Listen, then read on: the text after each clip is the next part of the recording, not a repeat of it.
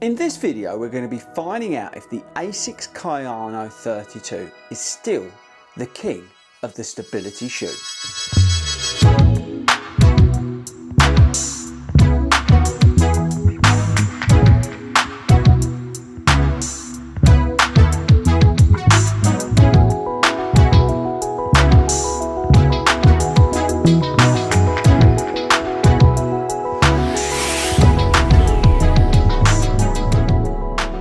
Team, so here we are, we've got the brand new ASICS Kayano 32. And before we carry on with the rest of this video, I want to know in the comments, are you an ASICS Kayano shoe wearer? Are you somebody who needs maximum stability and you go for the Kayano? Let me know in the comments how you get on with the shoe. So the ASICS Kayano 32 has had some mild changes, but there is one big significant change that we do need to talk about. So this is a max stability shoe, let's call it. Anybody who's got pronation issues, you tend to look at this shoe. This is like the stability version of the Nimbus from ASICS. It's a built-up daily trainer, providing both support but also comfort. And as with the Nimbus, this shoe is very expensive. It's £180 here in the UK, and with some weird FX going on, it's $165 in the US. So this is a very expensive shoe, and we're going to be finding out whether it's worth all that money in this video. Now, before we carry on, we need to do the disclaimer.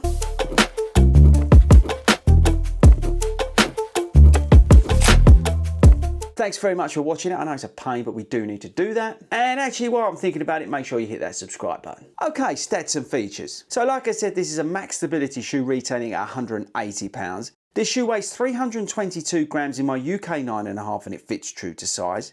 The shoe now has a 40mm stack in the heel down to 32, that's an 8mm drop, and we've got 2mm more foam, and I'll come on to that. We've got a tweaked Flight Foam Blast Plus midsole with pure gel in there. We've got the FORDY guidance system, which I'll show you in just a minute because it's easier to explain if I'm showing you.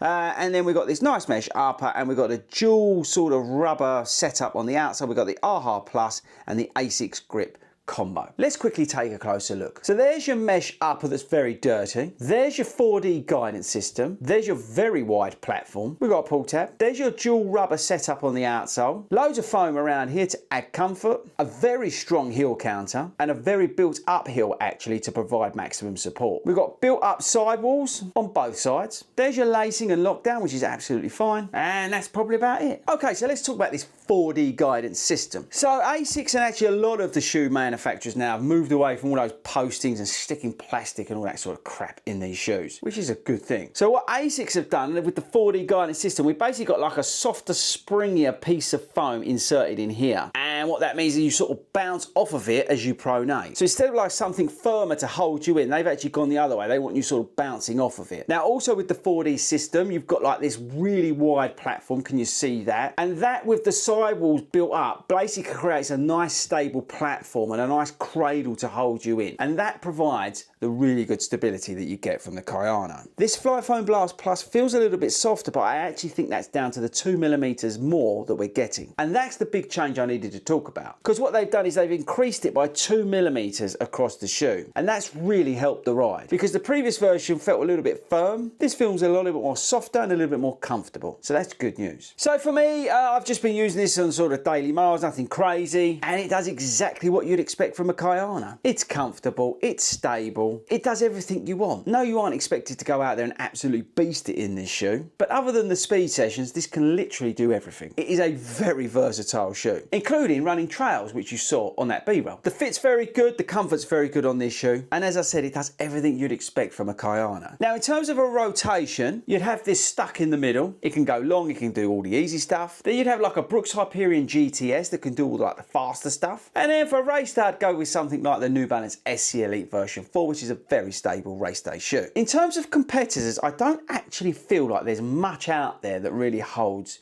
what the Kayano does in the stability shoe world. This really is the king of the stability shoe. Yeah, it's the maximum sort of stability shoe at the top of it. You could say like, I don't know, the Guide 18 or some of the shoes from Mizuno are, you know, very good stability shoes, but this Kayano is the ultimate stability shoe. Yes, it's built up, yes, it's heavy, but you get comfort and you do get that support in there with the 4D guidance system to make sure you are getting your stability needs sorted out. Let's do likes and dislikes. So likes, I like 2mm more foam. I like the FORDY guidance system. I like how wide it is, and I like the outsole. I like the lockdown, I like the comfort. I like the fact that I just ran these on some trails. Dislikes, I don't like £180. This shoe should be £160 max. I don't like the weight, it's still too heavy. It's always been too heavy, and it's just, well, too heavy. And to be honest with you, I don't really like the fact that there's not anything majorly different versus the previous version other than that 2mm more.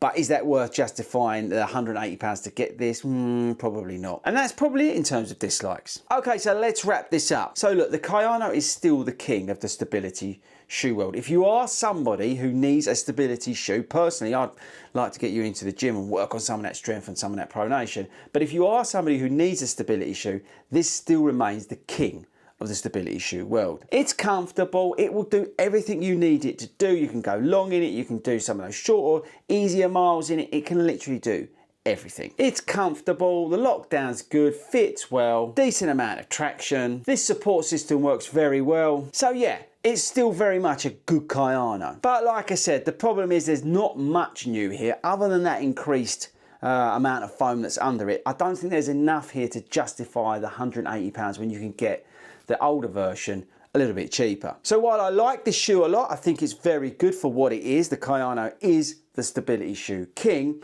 I just think for you guys, go and get some value and buy the version before this. So there we go, people. Like I said, I like the Kayano. I think it offers what people need in terms of stability or max stability. But like I said, it's very hard to justify paying £180 when it's very close to the previous version. Yes, the 2mm more stack is welcome. It does improve the ride. It does improve the comfort. But it's hard to justify £180 for that shoe when the previous version is similar or very close to it, and you can get it quite a lot cheaper. So there we go, people. Let me know in the comments, are you going to be getting version 32 or have you got it already? Let us know in the comments what you think about the shoe, and I shall catch you all later.